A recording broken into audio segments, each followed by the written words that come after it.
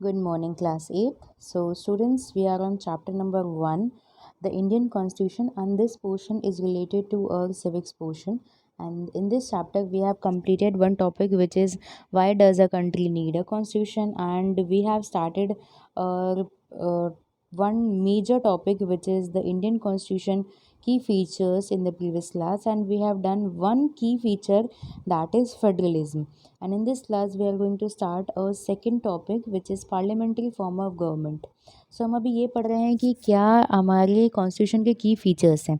Federalism में हम लोगों ने पावर ऑफ डिवीज़न के बारे में पढ़ लिया था, स्टेट की पावर डिवीज़न या नेशन एंड हम लोगों ने block level and district level पे पावर डिवीज़न पढ़ा था। पावर को डिवीज़न या पावर का डिवीज़न इसीलिए किया जाता है ताकि जो काम है, जो वर्क है, वो अच्छे से किया जा सके। अब वहीं पर हम पार्लियामेंट्री फॉर्म ऑफ गवर्नमेंट की तरफ बढ़ते हैं, तो उसमें अभी आपको you have to pay attention now towards the light blue colour portion. The different tiers of government that you just read about consist of representatives who were elected by the people. So democracy का मतलब ही है by the people, for the people and for the people. So जो democracy है, इसमें हम ऊपर पढ़ ही चुके हैं कि जो टायर्स है, डिफरेंट टायर्स मींस नेशनल हो गया, स्टेट हो गया, या फिर हम लोकल लेवल की बात करें, ये जो तीनों टायर हैं वो रिप्रेजेंटेटिव्स के हैं जिन्हें हमने इलेक्ट करके भेजा है। In class 6 we have done the example of Kanta, जो कि एक लाइन में खड़ी होती हैं। लाइन वो जो लाइन है वो मेड होती हैं, और उनके जो ओनर होते हैं वो भी लाइन में खड़े होते हैं और मेड भी लाइन में खड़ी होती है। तो ये हमने देखा था, सभी लोग इलेक्शन में पार्टिसिपेट करते हैं, ये भी देखा था। The constitution of India guarantees universal adult suffrage for all the citizens. Pink colour portion, the very first line. हमारे इंडिया में जो 18 ईयर से अबव होता है, चाहे वो मेल हो या फीमेल हो, सभी जो लोग हैं, सभी जो इंसान है 18 प्लस हैं, 18 है 18 प्लस है, उन्हें यूनिवर्सल एडल्ट फ्रेंचाइज की तरह से, एक तरीके से अगर हम बोलें, उन्हें वोट करने का राइट मिला हुआ है जब कॉन्स्टिट्यूशन बना था। क्योंकि पहले ब्रिटिशर्स के टाइम पे ऐसा कोई भी राइट नहीं था, सिर्फ हम प्रॉस्परस लोगों को, हेल्दी एंड वेल्दी लोगों को, जो कि एजुकेटेड लोग हैं, उन्हें ही वोट करने का राइट मिलता था। बट अब क्या है, यूनिवर्सल एडल्ट फ्रेंचाइज होने की वजह से सभी को, जो 18 प्लस हैं, 18 के हैं, उन्हें वोट करने का अधिकार है।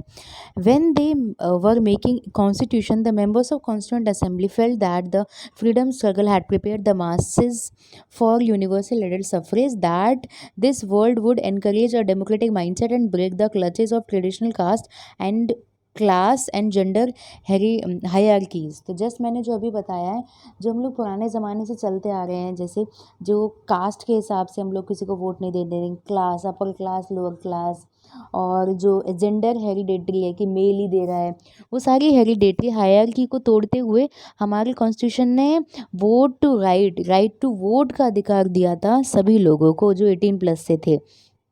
green color portion, this means that the people of India have a direct role in electing representatives, also every citizen of the country irrespective of his or her social background। अब देखिए कौन कौन से हिसाब से हम लोग यहाँ पर बात कर रहे हैं। जो इंसान है वो कॉन्टेस्ट भी कर सकता है इलेक्शन के अंदर, रिप्रेजेंटेटिव अकाउंटेबल होते हैं, जिम्मेदार होते हैं लोगों की, क्योंकि लोगों ने ही उनको चुनकर भेजा है। इसके बारे में हम और जो चैप्टर है, चैप्टर नंबर 2, उसमें डिटेल में पढ़ेंगे आपकी पार्लियामेंट्री फॉर्म को ना। सेपरेशन ऑफ पावर को हमने क्या किया है, सेपरेट कर दिया है। According to the constitution there are 3 organs of the government, legislature, executive and judiciary. ये आप लोग 7th क्लास में पढ़ के आए हुए हैं, क्या होता है इनकी फुल डिटेल हम पढ़ चुके हैं। लेजिस्लेचर का मतलब है हमारे ऐसे रिप्रेजेंटेटिव जिन्हें हम लोगों ने इलेक्ट करके भेजा है। द एग्जीक्यूटिव का मतलब है small group of people who are responsible for implementing law and running the government. See, legislature का मतलब अगर नेशनल लेवल पे बोले हम, वो आपकी टायर जो कि बना रहे हैं कानून को, जैसे नेशनल लेवल पे लोकसभा और राज्यसभा को लॉ को बनाते हैं, और वहीं पर अगर हम स्टेट लेवल की बात करें, विधानसभा, विधान परिषद, तो ये हो जाता है लेजिस्लेचर, जो कानून को बना रहे हैं, those who make laws. And now executive का मतलब अब कानून बनने के बाद अगर उसे इम्प्लीमेंट नहीं करवाया जाता है then it doesn't make sense. तो एग्जीक्यूटिव का मतलब है who implements, yellow colour portion second last line, responsible for implementing laws and running the government. हमारे अधिकारों की रक्षा करना, लॉज को इम्प्लीमेंट कराना, गवर्नमेंट को रन करना किसका काम है? एग्जीक्यूटिव का काम है, जिसमें आपके पीएम आ जाते हैं, सीएम आ जाते हैं, काउंसिल ऑफ मिनिस्टर्स आ जाते हैं, गवर्नर आ जाते हैं।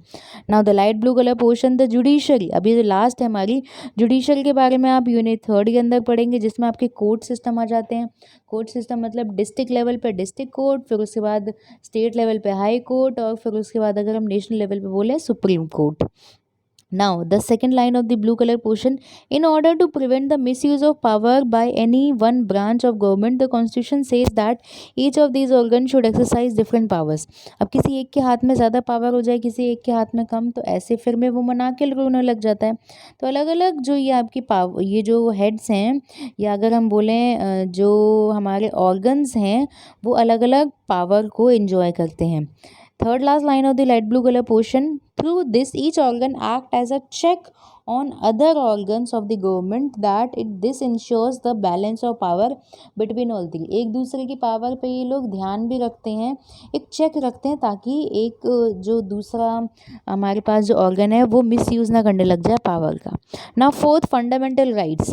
अब देखिए पहले हमारे पास कोई भी राइट्स नहीं थे, वॉयलेशन होती रहती थी, कभी भी कोई भी हमारे जो नैतिक अधिकार हैं या फिर अगर हम बोलें मानवीय अधिकार है, उनका भी हनन हो जाता था ब्रिटिशर्स और उससे पहले के टाइम पीरियड में। बट जैसे कॉन्स्टिट्यूशन बना, क्या हुआ, कॉन्स्टिट्यूशन बनने के साथ हमें कुछ फंडामेंटल राइट्स दिए गए। Now the yellow color portion, the section of fundamental rights has often been referred as a conscience of the Indian Constitution। एकदम नॉर्मल था, ये तो कोई बड़ी बात थी नहीं कि आपको फंडामेंटल राइट्स मिल गए। Colonial rule had created a certain suspicion of the state in the minds of nationalists, and they wanted to ensure that a set of written rights would guard against the misuse of state power in independent India। तो जब colonial rule हम लोगों ने देखा था तो बहुत ज़्यादा एक तरीके से नेशनलिस्ट जो हमारे क्रांतिकारी थे उनके दिमाग में ये पहले से था कि हम कुछ रिटन राइट्स बनाएंगे, ताकि अगर जो स्टेट है ना वो भी कभी कभी लोगों पे अत्याचार ना कर दे या नेशन को अत्याचार ना कर दे, तो वो कुछ राइट सभी लोगों को मिलेंगे और सभी के लिए वो बराबर तौर पर बटे हुए होंगे। ऐसा नहीं है कि हायर सेक्शन को मिल रहा है तो लोअर सेक्शन को नहीं मिलेगा। Now the light blue colour portion, fundamental rights therefore protect citizens against the arbitrary of absolute exercise of the power by state. State भी उनके राइट्स का हनन या एक्सप्लोटेशन नहीं कर सकता है, यहाँ पर ये बात की गई है। कॉन्स्टिट्यूशन गारंटी देता है right of individuals against the state as well as other individuals. कोई भी उनके राइट्स को छीन नहीं सकता है, उन्हें राइट कॉन्स्टिट्यूशन ने दिए हैं तो वो उनके पास हमेशा रहेंगे। Pink color portion, moreover the various minorities communities also express the need for the constitution to include rights that would protect their groups। The constitution therefore also guarantee the right of minority against the majority। अब जैसे हम लोगों ने ऊपर example दिया था boys और girls का, बॉयज़ ज़्यादा आपकी जनसंख्या में थे तो गर्ल्स को भी उनकी बात माननी पड़ती है, बैट बॉल खेलना पड़ता है। तो ये जो बात हम लोगों ने यहाँ कही है कि आपका क्या है, फंडामेंटल राइट्स मिले हुए हैं।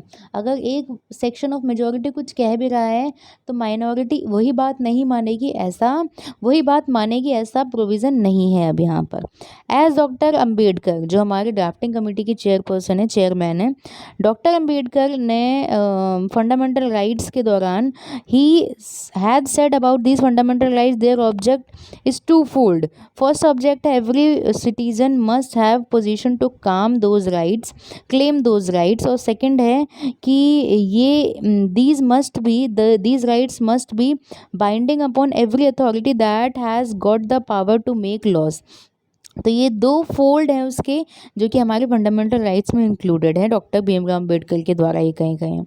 In addition to fundamental rights, constitution also has a section of directive principle of state policy.